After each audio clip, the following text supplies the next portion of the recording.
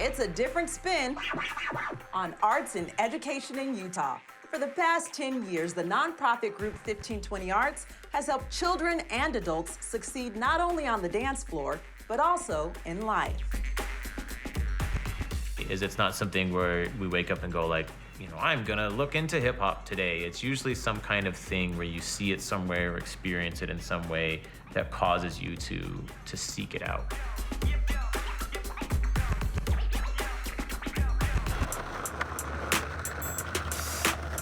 Utah has a really rich hip hop history.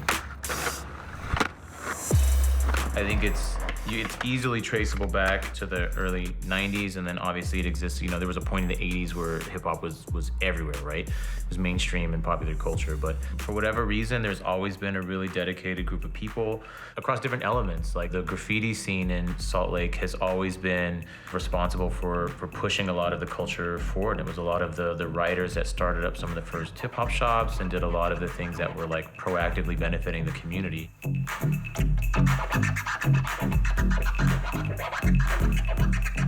Hip hop was already a thing like the late 80s in Salt Lake, right? So when I came on the scene, it was already being done. I remember going to shows and seeing Poetic Sea, Sean Phillips, the Agents, the Numbs, who are legends. And we would go to the shows and you would have everyone from the scene. You would have all the graffiti writers there, you'd have all the b-boys there, the rappers, and we'd all just be vibing off hip hop together.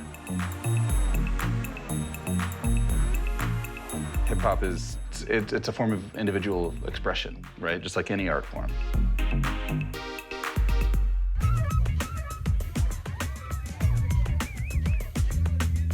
The idea that as a dancer or as a DJ or as a graffiti artist, MC, whatever, you can essentially go to any other country on the planet where you don't speak the same language, but you're all going to be listening to the same music and have an appreciation for the same things. And it's this instant sort of like connection and camaraderie that you'll develop with somebody, even if your traditional cultures and customs don't align. And I think that is very appealing for a lot of people. Music is what brings people together. Hip hop started as a way for kids to not engage in gang violence. And instead, if there ever was a disagreement, they would take it out on the dance floor. They would have battles to see who had the best moves. If you were the better dancer, then you won. Your four core elements of hip hop culture, you start with the DJ, right? No DJ, no hip hop. The DJ is the keystone, right? And they are definitely the sound of hip hop culture. You have the dance, breaking, b-boys and b-girls. They represent the movement. We don't have no haters. If we do, we'll see you later. The MC essentially starts out as being like the hype man for the DJ and turns into rap music. The MC is definitely the voice. And then finally you have graffiti. The writer is the visual and the art of hip hop.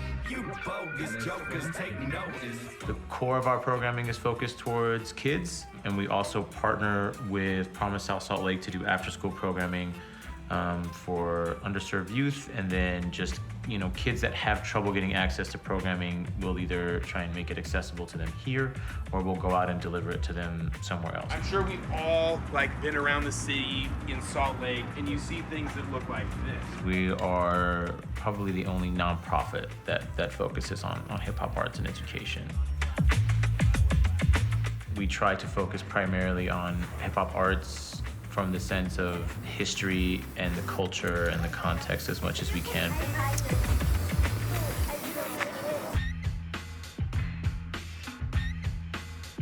We are currently inside the HERC, which is the Hip Hop Education and Resource Center, and this serves as our main headquarters and where we deliver a bunch of our classes and other programming. There we go, with the bounce. So what we're trying to provide is stability, a sense of belonging, camaraderie. It's a safe place, and that they can be themselves and express themselves. Yes, perfect, good. Having programming for kids and having programming for adults is very different. Adults are harder because we have apprehensions and we have social anxieties about doing things. House night is really incredible. Hosted by a guy named Chacho, who's been a long-time fixture in the hip-hop and house community. He's taught so many people about the ways of house.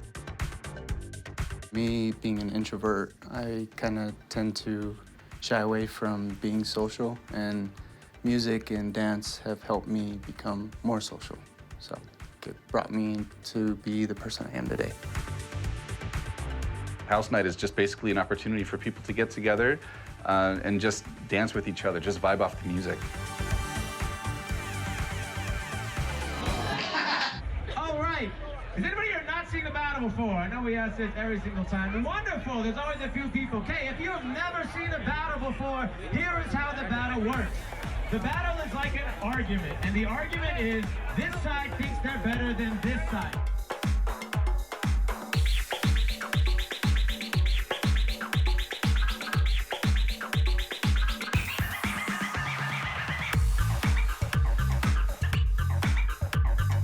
The really cool thing about Arts Fest is you kind of have the best of everything for all of us, right? We have an audience that we don't normally see, we don't normally interact with, and they're always like giving us this great energy and this great vibe to which the dancers react to. And it gives us the chance to showcase ourselves, right? Everybody just gets to show up and do what they're already incredible at.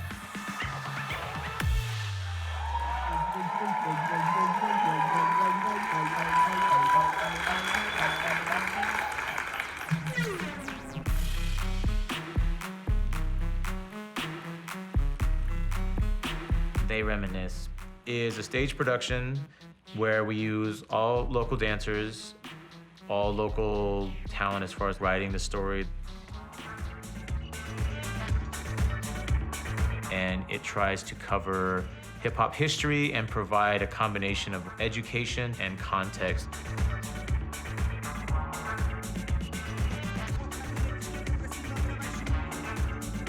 If you're someone who has no idea what hip-hop culture is about, I'm probably not gonna see you at a battle. You're probably not gonna come here and take a class, you know, but going to the theater is something that's very accessible to you. Hip-hop is really good at providing a community of people for you to connect with across, you know, a variety of socioeconomic backgrounds. I think a really awesome thing about Utah's community when it comes to hip-hop is it's in this little bubble where there's enough people to keep it alive and thriving. You know, the people who tend to get involved with it here have like a very deep connection with it.